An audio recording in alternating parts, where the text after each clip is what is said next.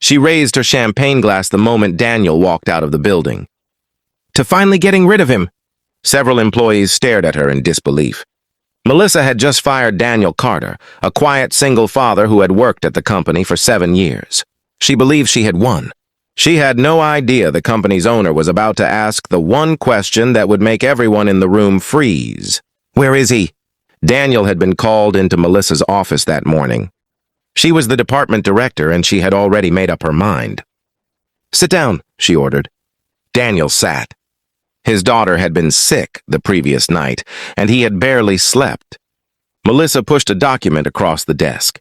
Your employment is terminated. Daniel looked at it. Why? Poor performance. Daniel frowned. My last project increased our department's revenue by 30%. Melissa shrugged. Numbers don't tell the whole story. I haven't received a warning. You don't need one. Daniel looked at her. Is this because I refuse to work weekends? Melissa smiled coldly. It's because you're not committed. Daniel quietly signed the document. He had no intention of begging. He picked up his old backpack. Goodbye. Melissa watched him leave. Then she immediately called several colleagues into the conference room. She opened a bottle of champagne. Finally, someone looked uncomfortable. Melissa, are you sure this is a good idea? He's gone, we should celebrate. She raised her glass. To a better team without Daniel. Nobody raised theirs. Melissa's smile faded. What? One employee quietly said, Daniel was the reason half our clients stayed. Melissa laughed. Then we'll replace him. At that exact moment, the conference room door opened. The company's owner, Richard Hayes, walked inside. The room went silent. Richard was rarely seen at ordinary employee gatherings. He looked around, then noticed the champagne. What's happening? Melissa smiled nervously. We're celebrating. Celebrating what? Daniel's termination. Richard's face changed. Daniel? Yes. Where is he? Melissa shrugged. He left. Richard slowly put down his briefcase. Why? Performance issues.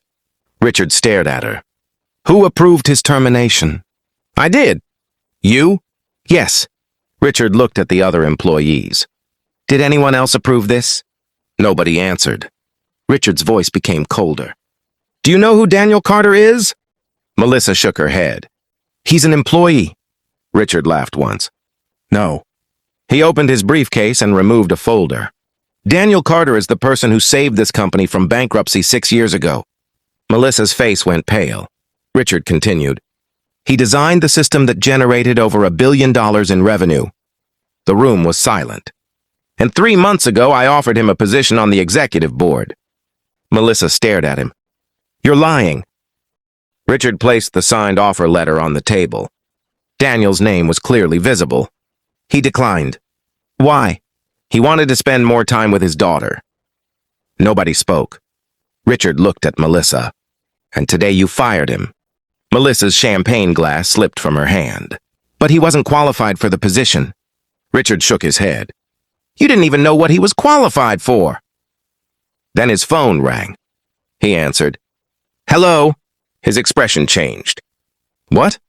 Everyone watched him. Richard listened for several seconds. Then he looked at Melissa. It's our largest client. He put the call on speaker. A man's voice said, We heard Daniel is gone. Richard replied, Yes. Then we're terminating our contract. Melissa's face went white. Wait! Another call came in. Then another. Within 15 minutes, 3 major clients had suspended negotiations. Richard ended the final call. This is what your decision just cost us. Melissa whispered. I didn't know. Richard looked at her. That is exactly the problem. He picked up his phone. Find Daniel. But Daniel wasn't answering. He was sitting in a small cafe with his daughter. She was drawing pictures while he looked for another job. His phone buzzed repeatedly. He ignored it. Then one message caught his attention. Mr. Carter, please call me immediately. Your employment termination was unauthorized. Daniel stared at the message. Another arrived. The board wants you back. Then another.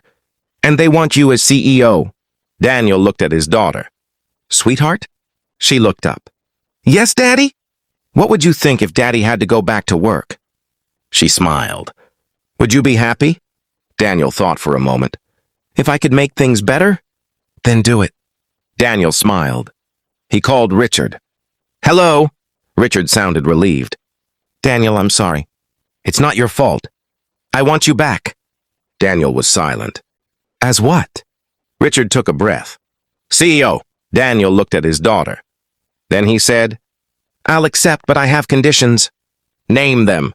Everyone who was unfairly pressured because of Melissa gets protection. Agreed. And the company creates a flexible schedule for parents. Done. And Melissa? Richard paused. What about her? Daniel answered calmly. Let her stay. Richard was stunned. After what she did? Yes. Why? Daniel smiled. Because firing someone is easy. He looked at his daughter. Giving someone the chance to learn from their mistake is harder. The following Monday, Daniel walked back into the building. Employees stood and applauded. Melissa stood near the entrance, ashamed. Daniel approached her. I don't expect you to like me. She lowered her head. I don't. But I expect you to treat everyone fairly. She nodded. I will. Daniel walked toward the elevator. His daughter held his hand. As the doors closed, Daniel looked back at the employees.